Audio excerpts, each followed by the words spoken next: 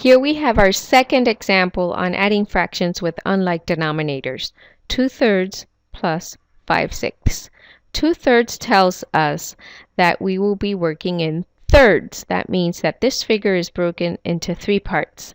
And the 6 here in this denominator tells us that we will be working with sixths. So that's why this figure is broken into 1, 2, 3, 4, 5, 6 parts. Okay, so this figure I'm going to work with the 2/3, and for 5/6 I'll work with this figure.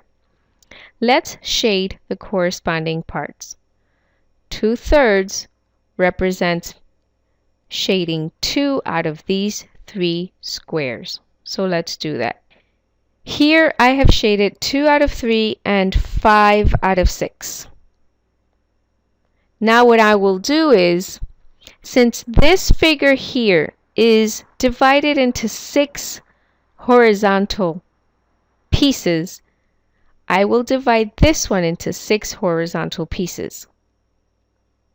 And since this one is broken into 3 squares, I will divide this one into 3 squares. So I'm going to do that in a different color. Here I've broken this figure into 6 horizontal parts and this one into 3 vertical parts. And now we can count how much this shaded area represents. Let's see. If I count all the small rectangles, the total amount of rectangles that I will have 18. So that means that I've divided this figure into 18ths. And the same for this side. I have divided this figure into 18ths if you count each little rectangle. Now, how many parts of the 18 parts I've divided this into are shaded? So here I have 6 and 6, that makes 12. On this figure, how many parts do I have shaded? I have 1, 2, 3, 4, 5, and 1, 2, 3, 4, 5, and 1, 2, 3, 4, 5. 15 out of the 18 parts are shaded. So now I can add 12 and 18, and that makes 27 out of 18. 27 and 18, I do not stop here because I can reduce this fraction. To reduce the fraction, look for common factors between 27 and 18, and you can do that by making a list of factors for both numbers, or you can try to do this in your head. If you still can't do this in your head, go ahead and do the list of factors. This is what I do. 27, automatically I think about 9 times 3. And for 18, automatically I think about 9 times 2. So there already, 9 times 3, 9 times 2, I have a common factor of 9. So that's what I'm going to divide the numerator and the denominator by. I divide the numerator by 9, and I divide the denominator by 9, and I end up with 3 over 2. Now, our next step is, since this is an improper fraction, I hope you notice this. This is an improper fraction. The numerator is bigger than the denominator. Then that means I'm going to change this into a mixed number. And how do we do that? Remember from our last or our previous video or a couple of videos back, we divided 3 divided by 2. This goes into 3 once.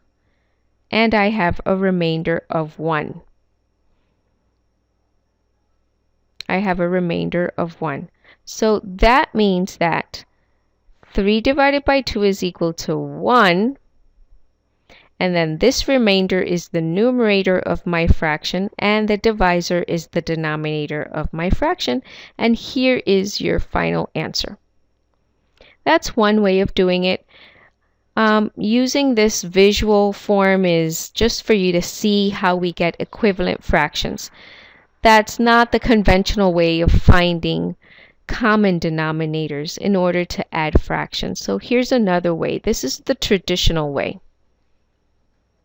The way you learned how to do it in 4th, 5th, 6th grade. The traditional way is by finding the least common multiple. And how do we do that?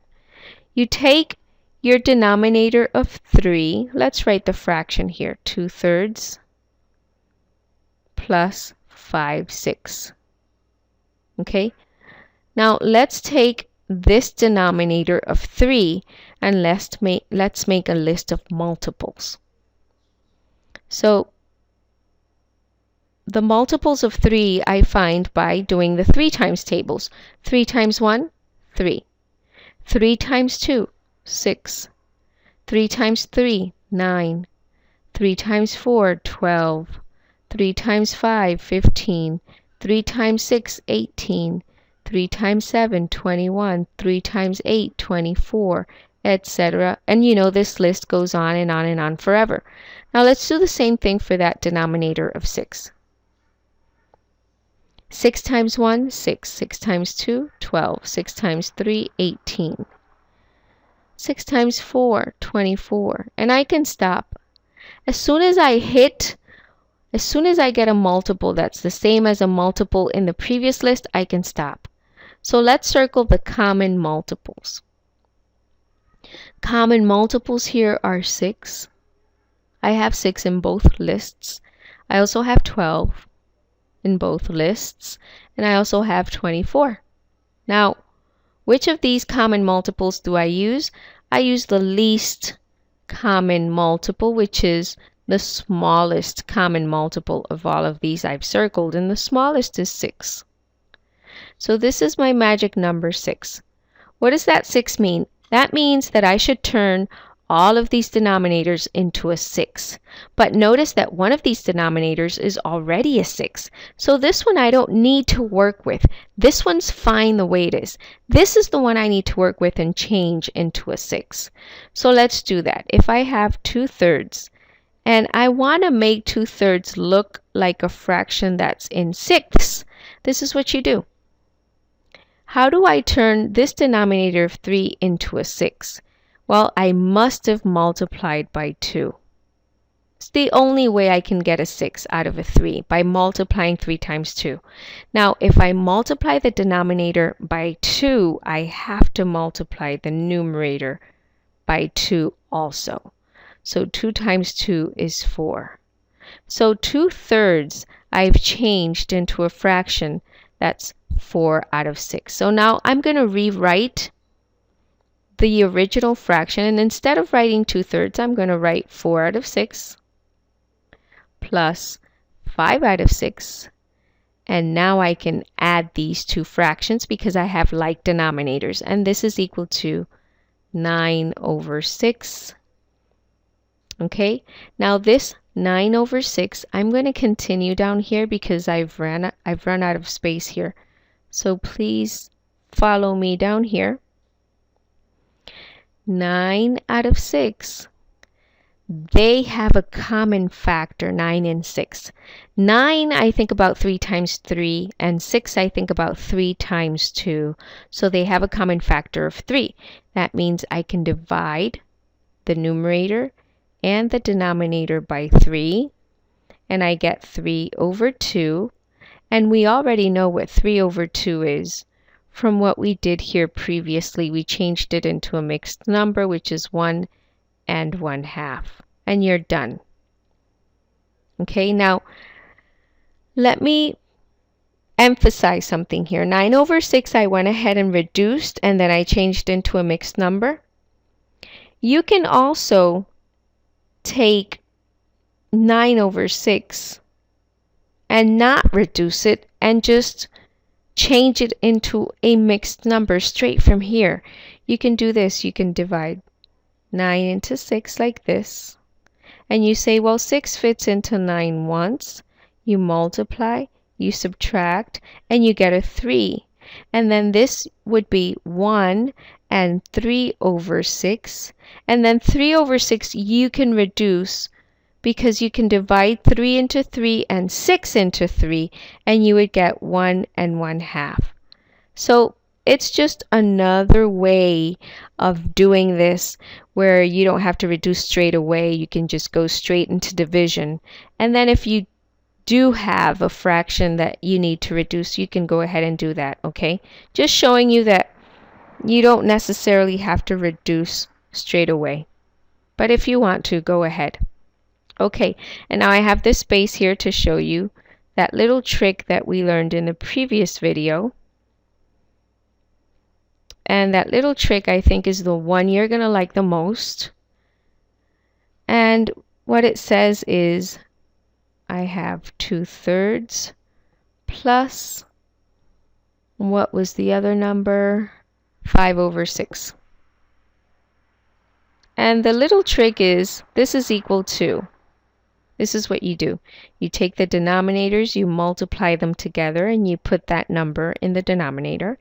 And then you cross multiply here. That gives you 12. And since I have a plus sign in between, I'm going to write plus here. And then you cross multiply these two, 3 times 5, and you get 15. And then you add the numerator, which is 27/18.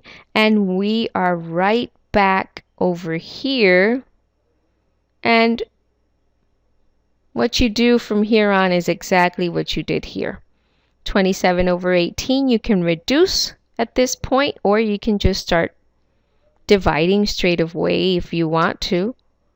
Like I explained here, you can divide straight away and say, well, 18 fits into 27 once, and then you subtract,